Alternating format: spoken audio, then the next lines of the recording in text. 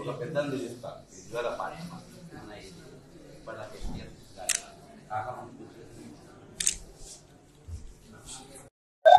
కేటీఆర్ కలిసారు తెలంగాణ మనకు వచ్చి ఈరోజు హైడ్రా ఎల్లుండికెళ్ళి అసెంబ్లీ జరుగుతుంది.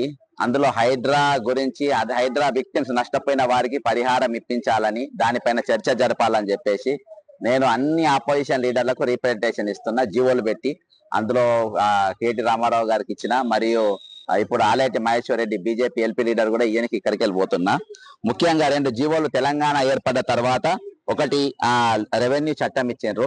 ఈ రెవెన్యూ చట్టంలా నీటిగా ఇక్కడ ఇవి చెరువులు కుంటలు వాడొచ్చు కానీ అని పెట్టిండ్రు. కానీ అని ఎందుకు పెట్టినంటే రేపటి దినాన రేవంత్ రెడ్డి అసంటోడు లేకుంటే రంగనాథ్ అసంటోడు రావచ్చు, అప్పుడు కూలగొట్టవచ్చు అని ఎక్సెప్టింగ్ అని పెట్టి ఎవరైతే లీగల్ గా ఉంటుండ్రో వాళ్ళని ముట్టుకోనికి లేదని అన్నారు.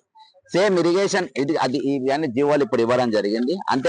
అంతేకాకుండా మరి ఇరిగేషన్ చట్టంలో కూడా మరి ల్యాండ్ ఎక్వేషన్ మీరు భూములు కింద తీసుకోవాలంటే ల్యాండ్ ఎక్వేషన్ ప్రొవైడెడ్ మీరు తీసుకోవచ్చు. కానీ the compensation in case of acquired occupancy right being so extinguished shall be paid under the land acquisition act.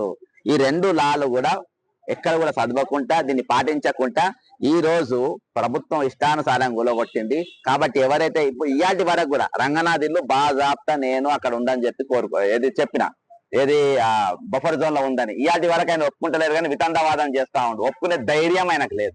సరే ఏదేమైనప్పటికీ ఇప్పుడు నష్టపోయిన వాళ్ళకి మాత్రం వెంటనే వాళ్ళ ల్యాండ్ ఎక్వేషన్ కింద వాళ్ళకి నష్టపరిహారం చెల్లించాలని చెప్పి అన్ని పార్టీలు ఎల్లుండి చర్చ జరపాలని చెప్పేసి ఒక హేతుబద్ధమైన చర్చ లేకుండా ఈరోజు చేసిండ్రు. ఇంకోటి రాష్ట్రంలో దాదాపు 500 చెరువులకు ఇయాల్టికి ఎఫ్టీఎల్ నిర్ధారించలే. దాదాపు 500 చెరువులకు ఇయాల్టి వరకు ఎఫ్టీఎల్ నిర్ధారించకుండా ఇది ఎఫ్టీఎల్ లో ఉన్నది బఫర్ జోన్ లో ఉందని మీరు ఏ విధంగా చెప్తారు? నాది లేదని చెప్పే కదా ఈరోజు తిరుపతి రెడ్డి దాపింది, నాది లేదని చెప్పే కదా ఇప్పటికి ఈయన వాదిస్తుండ్రు. కాబట్టి ఇవన్నీ కూడా దాని హద్దులు సరిహద్దులు ఎఫ్టీఎల్ బఫర్ జోన్లు ఈ రోజు దాని యొక్క ఎక్కడున్న దాన్ని తేల్చకుండా ఈ రోజు అక్రమంగా గులగొట్టిర్రు.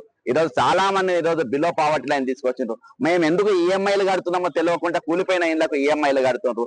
కాబట్టి నేను ఒకటే తెలుసుకుంటా, రేపు ఆపోజిషన్ లీడర్స్ అందరూ కూడా ఎల్లుండి ఒక ప్రణాళిక లేకుండా ఈ రోజు నిర్దాక్షిణంగా పేద మధ్య తరగతి కుటుంబాల ఇళ్లను ఈరోజు ధ్వంసం చేసింది. కాబట్టి చర్చ జరపాలి, అందులో వీళ్ళ నష్టపరిహారం కేటాయించాలి.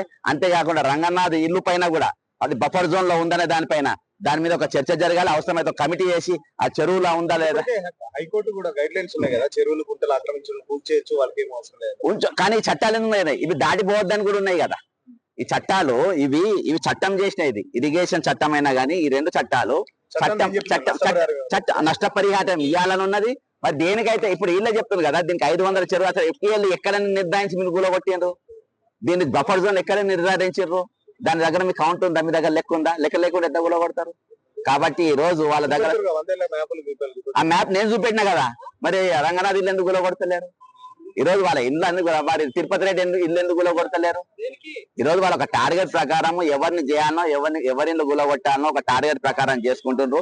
కొన్ని ఫార్మా కంపెనీలు బిల్డర్లను భయపెట్టించి వాళ్ళ దగ్గర వసూళ్ల దందా చేసిండ్రు. ఈ రోజు సరే నువ్వు ఏ దందా చేసుకుంటావో చేసుకో, నువ్వు దందా చేస్తున్నావో నాకు తెలుసు, కానీ ఈ రోజు వీళ్ళకి మాత్రం నష్టపరిహారం ఇవ్వాలి. దీనికోసం అసెంబ్లీలో చర్చ జరగాలని చెప్పేసి నా ముఖ్యమైన ఉద్దేశం. దీనికోసము ఎన్ని పార్టీల ఇళ్ళని దొరుకుతా ఎంతమంది దగ్గరకైనా పోతా. మీరు చెప్తున్న కరెక్ట్. హైడ్రా చెప్తుంది ఏంటంటే ఆక్రమిత స్థలాలు మాత్రమే కూర్చున్నారు, ప్రభుత్వ స్థలాలు లేకపోతే చెరువులు పార్కులు వాళ్ళు చెప్తున్నారు కదా. మరి అందుకనే మరి రంగనాథ్ ఇల్లు కూడా అలానే ఉందంటున్నారు కదా. మరి అది ఎందుకు గులగొట్టారు? ఈ రోజు ఎందుకు ప్రయత్నం చేస్తుండ్రు?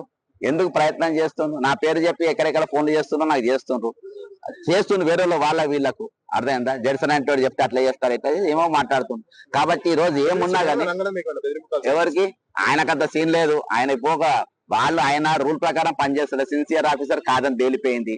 ఆయన ఇల్లు బఫర్ జోన్ లో ఉందని తెలిసిపోయింది. ఆయన ధైర్యం లేదు. ఇప్పటిదాకా తిరిగి పందలేక భయపడుతుండ్రు, స్టూడియోలో ఎంబడి తిరుగుతుండ్రు. నా ఇంటర్వ్యూ తీసుకొని నా ఇల్లు బఫర్ జోన్ లో లేదు, నా ఇల్లు ఎఫ్టీఎల్ లేదని గుండెలు బాధకుండా చెప్పుకుంటే తిరుగుతా ఉన్నాడు. అంతమించిన దురదృష్టం నేనైతే నా ఇల్లు బఫర్ జోన్ లో ఉందని నిరూపిస్తా 2 నిమిషాలు కూలగొట్టుకుంటుంది.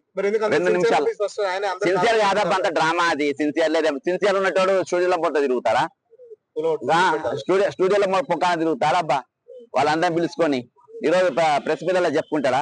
ఈ రోజు ఇవాళ ఇంకా చాలా ఉన్నది, ముందు ముందు ఇంకా చాలా తీస్తా. ఆయన ఎన్ని అక్రమాలు చేసిందో ఏంటని ముందు ముందు తీస్తా. ఆయన అదొక చిన్న అంశం అయినది. కాకపోతే పెద్ద అంశం ఏంటంటే ఈ రోజు నష్టపోయిన ఎవరైతే మధ్య తరగతి వాళ్ళు ఉన్నారో, ఎవరైతే కూలిపోయిన ఇండ్లకు ఈఎంఐలు కడుతుండ్రో వాళ్ళకు మాత్రం నష్టపరిహారం ఇవ్వాలి. అదే ఏ చట్టం అయితే అది చెప్తుందో ఆ చట్టం జీవోలే ఇప్పుడు కేటీఆర్ రామారావు గారికి ఇచ్చిన, ఇప్పుడు బీజేపీ ఎల్పీ దగ్గర కూడా పోతున్నా, ఆయన కూడా ఖచ్చితంగా ఇస్తా. వీళ్ళందరూ కూడా మాట్లాడాల్సిన అవసరం ఉందని చెప్పేసి నా ఆలోచన. Thank you.